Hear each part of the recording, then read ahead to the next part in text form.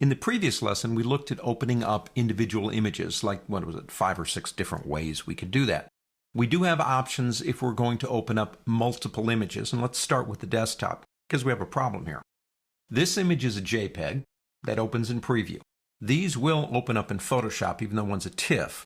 That's the program that defaults to if it's a TIFF. But if I select all 3 by dragging, and you can do that on a Mac or Windows, they're not all 3 going to open up in Photoshop. One will still open up in Preview. So don't forget, if you're opening multiple images by a drag selection on your computer, right-click your mouse and go down to Open With and select Photoshop from here.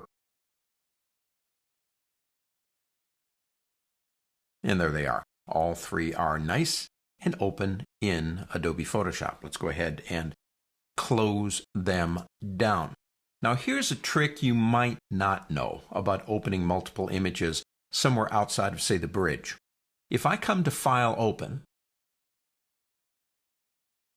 and there they are, there's the 3 that we've been playing around with.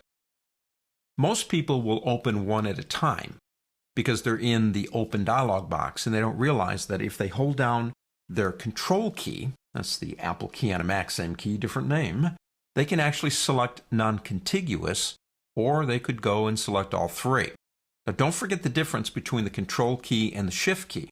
If I start back down here and click on this one, and I have 5 or 6 that I need to open up, if I hold the Shift key down and click here, obviously it will select all 3 of them for me.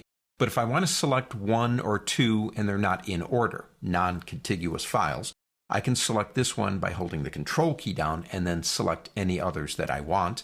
And Photoshop will be more than glad to open them for me. Let's close them down one more time. The best way to do this, I think, in terms of just organization, is the mini bridge or the bridge. So if we go into mini bridge, the same thing. If I select an image here, I can hold down the Control key and select one over here. I think we know how to do that. Same thing in the big guy, the bridge. We could do the same thing right here. I can select this one, hold the Shift key down and select this one, and then open them up. So, not rocket science, but again, several different ways to achieve the goal of opening multiple images. Choose the one that's most efficient for you.